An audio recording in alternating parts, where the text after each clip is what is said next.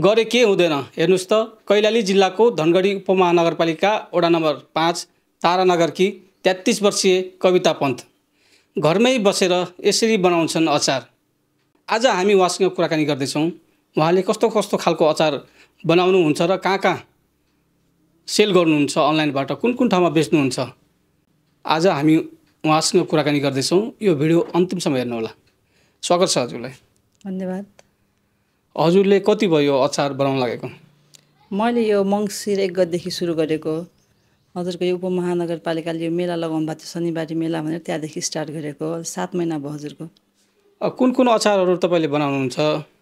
मैले अहिले मेन त मासुको अचार, अनि सुत्केरी मसला, लिटो, प्रोटिन लड्डु, मल्टिग्रेन आटा र सातु बनाउने गरेको छु घरमा बसी बसी। अरू अचार चाहिँ ग्राहकहरूको अर्डर अनुसार बनाउने गरेको छु। अचार बनाउँदै राख्नु भएको छ कतिपय अचारहरू। सबैभन्दा कुन अचारको तपाईँलाई डिमान्ड आउँछ बढी? मलाई मासुको अचारको। मासुको अचार? हजुर। कहाँबाट अर्डर आउँछ नि तपाईँको? मेरो अहिले काठमाडौँ, महेन्द्रनगर अनि अहिले नेपालभरि नै भनौँ न एक हिसाबले।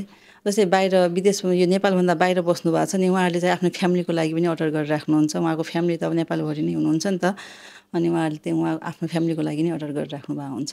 अहिले तपाईँ कति खुसी हुनुहुन्छ आफ्नै घरमा बसेर अनलाइन मार्फत अचार आफैले बनाएर बेच्दै हुनुहुन्छ? आत्मा खुसी कति हुन्छ, कस्तो लाग्छ?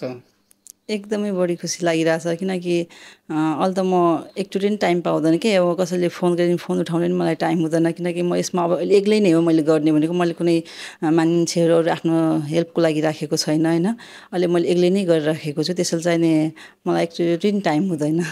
यो छ नि, यो प्रेरणा कहाँबाट मिल्यो तपाईँलाई यो अचार बनाउनुपर्छ घरमा बसेर? यो चाहिँ नि मेरो पहिलेदेखिको सोच थियो हजुरको। खानाको सोकिङ त म पहिलेदेखि नै हो होइन। त्यसैले चाहिँ अब यो यस्तो चिज म आफै घरमा पनि बनाइराख्थेँ। अनि अब बिस्तारै चाहिँ बच्चाहरू पनि ठुलो भयो, अब ल यस्तो गर्नुपर्छ भनेर चाहिँ मैले सोच बनाइराखेको थिएँ। तर बाहिर चाहिँ आउनु चाहिँ सकेको थिएन है। जब हाम्रो धनगढी उपमहानगरपालिकाले यो मङ्सिर 1 गतेदेखि यो मेला ल्याउनु भयो, त्यहाँदेखि चाहिँ नि मलाई आफै नै भित्रदेखि नै आँट आयो, यो गर्छु त्यहाँ जान्छु भनेर चाहिँ नि। अनि त्यही बेलादेखि चाहिँ मैले यो स्टार्ट गरेको। तपाईँलाई चाहिँ सपोर्ट घर परिवारबाट सपोर्ट होला नि धेरै? श्रीमानको एकदम श्रीमानको सपोर्ट त हजुरको नभएर त हामी अगाडि बढ्न सक्दैन होइन। उहाँको त अब सपोर्ट, फुल सपोर्ट छ श्रीमानको त। यसरी अचार बनाउनुहुन्छ, अचार बनाउँदाखेरि सुरुमा बनाउँदाखेरि त गाह्रो भयो होला नि? यो के सामग्री हाल्नुपर्छ, के इन्ग्रिडियन्ट्स हुन्छ नि, यति यो मात्रामा हाल्नुपर्छ भन्ने त सुरुमा गाह्रो हुन्थ्यो होला नि सुरु? हजुर हजुर। पहिला चाहिँ अब आफूलाई घरमा खानको लागि थोरै 1-2 किलो बनाइन्थ्यो भने अहिले त हामीले धेरै नै बनाउनु पर्छ हजुरको होइन। कहिले त हजुरको 10-15 किलो पनि अर्डर आउँछ, त्यो पनि हामीले बनाउनु पर्ने हुन्छ। गाह्रो चाहिँ हुन्छ, मरमसलाहरू अब जुटाउनको लागि गाह्रो चाहिँ धेरै हुन्छ। यदि तपाईँको छ नि मासुको अचार लगायत अन्य चिज बनाउनुहुन्छ तपाईँले, यी सामग्रीहरू टाढाबाट यदि तपाईँले अनलाइन मार्फत अर्डर आयो भने तपाईँले पुगाउन सक्नुहुन्छ कि नै? एकदम, अहिले पनि पुऱ्याइरहेको छु। अझ फेरि अर्डर आएपछि फेरि पुऱ्याउँछु। तपाईँको छ नि अब के छ फेसबुक नाम, त्यो पनि भनिदिनुहोस्।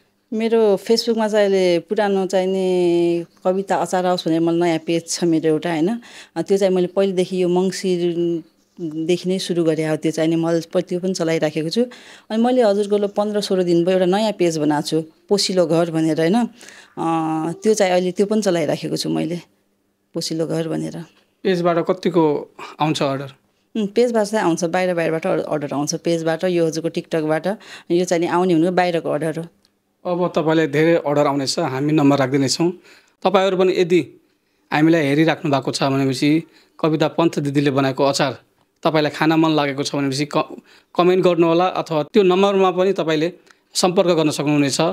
उहाँको नम्बर छ, हामीले नम्बर राखिदिएका छौँ, तल स्क्रिनमा नम्बर राख्दैछौँ। त्यो नम्बरमा सम्पर्क गर्नुहोला। यदि चाह्यो भनेपछि उहाँले नेपालको जुनै ठाउँमा पनि डेलिभरी गरिदिनुहुनेछ। डेलिभरी चार्ज लाग्छ कि लाग्दैन? धनगढी एरियाभित्र चाहिँ मैले डेलिभरी चार्ज लिने गरेको छैन, फ्री नै गरिदिएको छु। धनगढीभन्दा बाहिर चाहिँ लिने गरेको छु चार्ज। केही छ भन्नुपर्ने? हामीलाई धेरैजना दर्शकले हेरिराख्नु भएको छ। नमस्कार, मैले चाहिँ अहिले आफ्नै घरमा बसेर आफै नै अचारहरू, यो सुत्केरी मसला, लिटोहरू रेडी गरिरहेको छु। यदि हजुरहरूलाई चाहिन्छ भने चाहिँ यो दिएको नम्बरमा चाहिँ नि हामीलाई चाहिँ नि कन्ट्याक्ट गर्न सक्नुहुनेछ। हस् त, धन्यवाद। यति नै। समय दिनुभयो त्यसको लागि हजुरलाई धेरै धेरै धन्यवाद। हस्, हजुरलाई पनि धेरै धेरै धन्यवाद।